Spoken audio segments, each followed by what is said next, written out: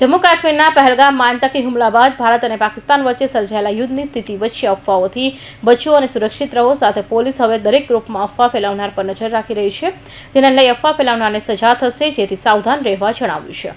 ભારત પાકિસ્તાન વચ્ચે વધતા તણાવ વચ્ચે ઓપરેશન સિંદૂર બાદ રાજ્યના તમામ જિલ્લાઓમાં સુરક્ષા અને સાવચેતીના પગલાં ઝડપી લેવાઈ રહ્યા છે. અમદાવાદ અને સુરતની પ્રભારી સચિવ રાજીવ ટોપનોએ કલેક્ટર કચેરી ખાતે બેઠક કરી જિલ્લા વહીવટીતંત્રની કામગીરીની સમીક્ષા કરી હતી. તેમણે અફવાઓથી દૂર રહેવા, સોશિયલ મીડિયામાં ભ્રામક પોસ્ટ ન કરવા અને અધિકારીઓને કટોકટીમાં જરૂરિયાતમંદ સેવા ત્વરિત મળે તે માટે તંત્રને એલર્ટ કરો રહેવાની સ્પષ્ટ સૂચનાઓ આપી છે. વર્તમાન સ્થિતિને ધ્યાનમાં લઈ છેવાડાના નાગરિક સુધી વહીવટીતંત્ર દ્વારા મજબૂત સંપર્ક સ્થાપિત કરવા અને જનતા અને પ્રશાસન સાથે સંકળાયેલા જણાવ્યું હતું, જેથી આપત્તિની સ્થિતિમાં સાચી અને સચોટ જાણકારી લોકોને આપી શકાય.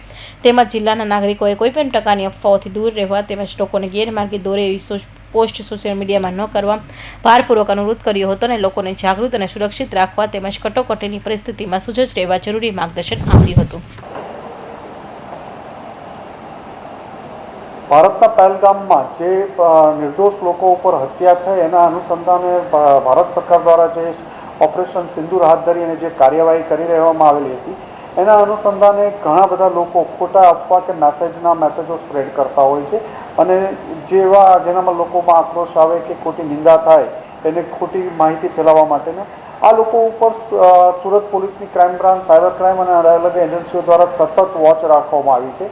આવા ખોટી અફવાઓ કે ખોટા સમાચાર ફેલાવવા વિરુદ્ધ કડક કાર્યવાહી કરવા માટે અલગ અલગ બ્રાન્ચો દ્વારા કેસો પણ કરવામાં આવે છે. આજ સુરત ક્રાઇમ બ્રાન્ચની ટીમ દ્વારા એક અડાજણ વિસ્તારના સિલ્વર સ્પ્રિંગ ઓનરનું ગ્રુપ હતું, જેમાં ખોટી માહિતીને અફવા ફેલાવતા એક વિડીયો અને મેસેજો પોસ્ટ થયા હતા કે અમદાવાદ, વડોદરા, રાજકોટ, મોરબી, સુરત આવેલી ફેક્ટરીઓમાં 7 વાગે તમામ કર્મચારીઓને છૂટા મૂકી દેવાના છે.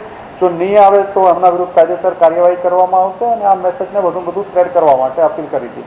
તો આ અનુસંધાને એક માણસ છે જીતેન્દ્રસિંહ મહેકસિંહ તોમર, એને લાવી એની પૂછપરછ ચાલી રહી છે અને આ અનુસંધાને જે પોસ્ટ જ્યાંથી વાયરલ થઈ હતી, જેણે બનાવી હતી, ત્યાંથી લઈ અને સ્પ્રેડ કરવાવાળા તમામ વિરુદ્ધ કાર્યવાહી કરવામાં આવી રહી છે અને સોશિયલ મીડિયા ઉપર સતત વોચ રાખવામાં આવી છે. કોઈ પણ ખોટા સમાચાર ફેલાવવા નહીં કે લોકોમાં ગભરાટ થાય એવું કરવું નહીં.